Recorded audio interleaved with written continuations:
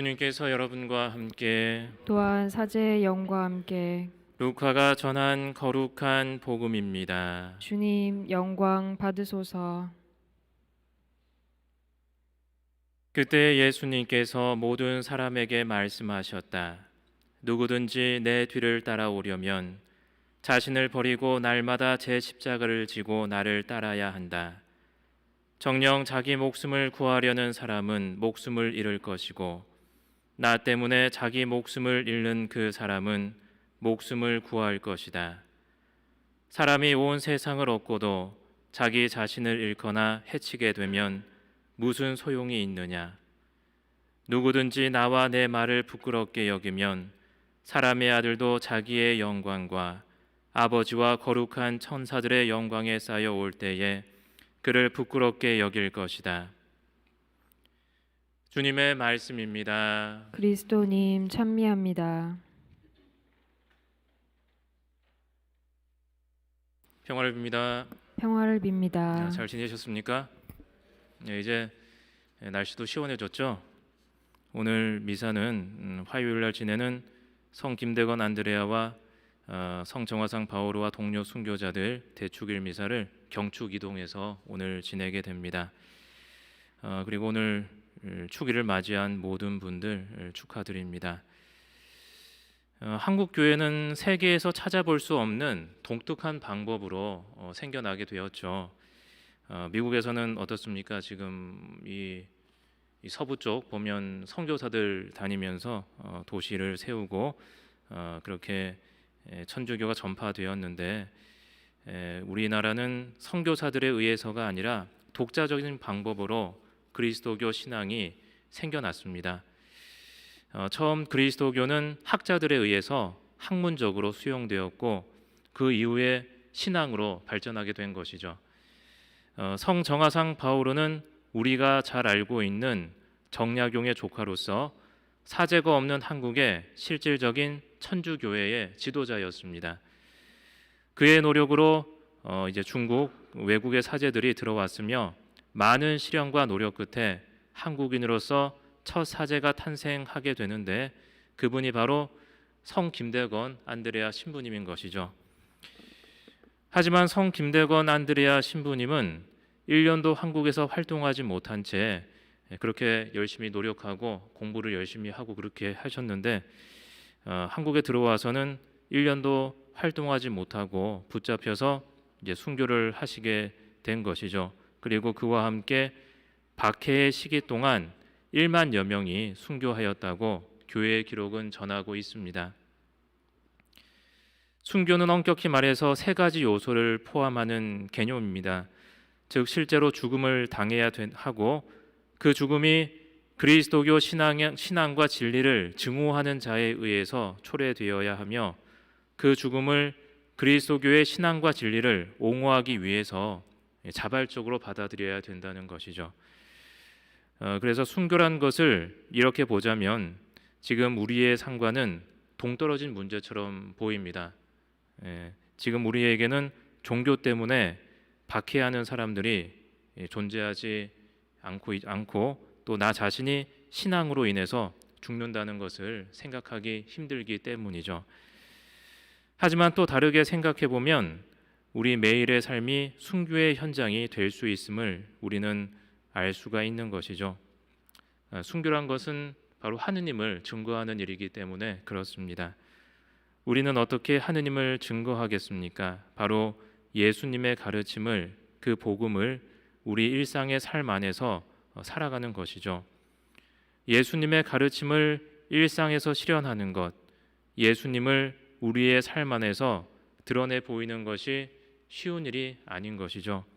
바로 우리가 매일의 일상에서 죽음을 맞이하지 않는 한 우리는 복음의 삶을 실천할 수가 없습니다. 내가 죽지 않는 한 나는 항상 도전과 갈등을 겪을 수밖에 없는 것이죠. 가정 생활에서 그리고 공동체 생활에서도 마찬가지입니다. 내 기분대로 행동하지 않고 가정과 공동체에서 예수님의 사랑을 드러내기 위해서는 나 자신이 죽을 수밖에 없는 것이죠. 그것이 하느님의 영광 안에서 이루어지게 될 때 우리는 그러한 행위가 인내의 범위를 넘어서서 나를 새롭게 태어나게 하는 부활의 삶으로 연결되는 것을 느낄 수가 있습니다. 막상 처음 할 때는 거부감이 들고 힘들게 느껴지지만 그러한 행동이 반복될수록 나 자신이 변하고 있구나 하는 생각이 들게 되는 것이죠. 같은 믿음을 가지더라도 어떤 사람은 그대로인데 또 어떤 사람은 점점 더 변해간다는 사실을 느낄 수가 있습니다. 그것은 단순히 믿음이 믿음으로서 끝나는 것이 아니라 그 믿음을 실천할 수 있기에 가능한 일이라고 할 수가 있는 것이죠. 어떻습니까? 여러분은 변하고 싶습니까? 아니면 지금은 그 자리에 그대로 머물고 싶습니까? 우리는 뭐라고 얘기해요? 변하면 어떻게 된다고 얘기해요? 예, 예? 변하면 저 사람 변하면 죽으려고 그러나 저렇게 얘기하잖아요. 예, 그래서 흔히 사람이 변하면 죽는다고 우리가 얘기를 하게 됩니다. 그런데 생각해 보면 사실은 그 반대인 것 같아요.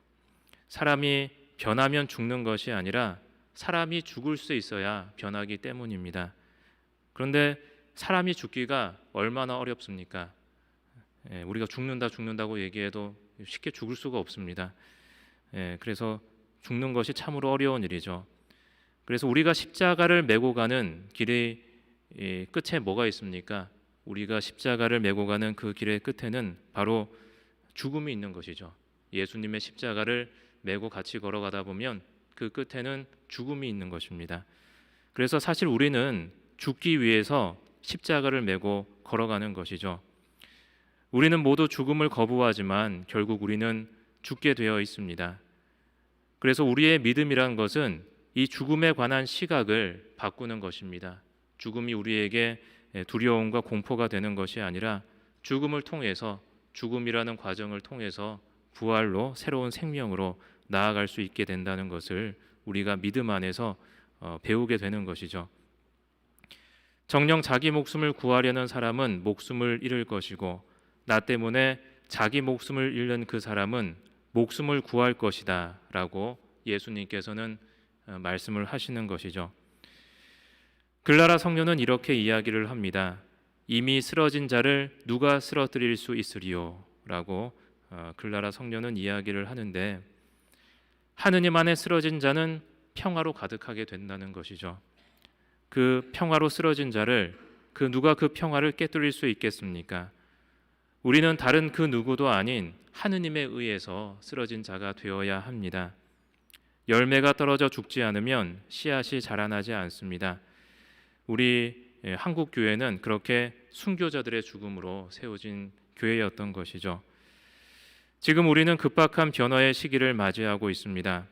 코로나로 인해서 생활이 힘들어지고 교회의 활동도 원만히 이루어지지 않고 있죠.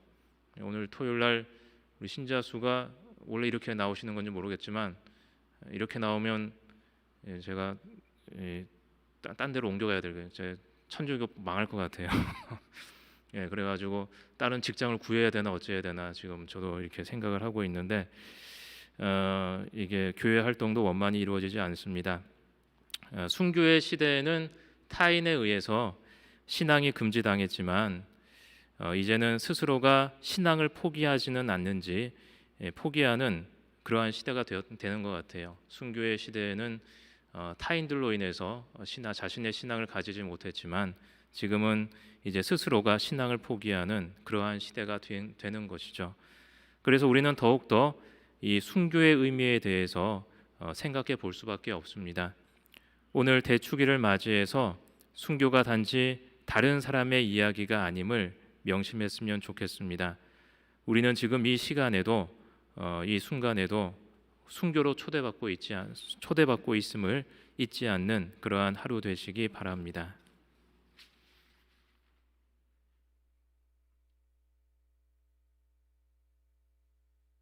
모두 자리에서 일어서십시오. 우리의 신앙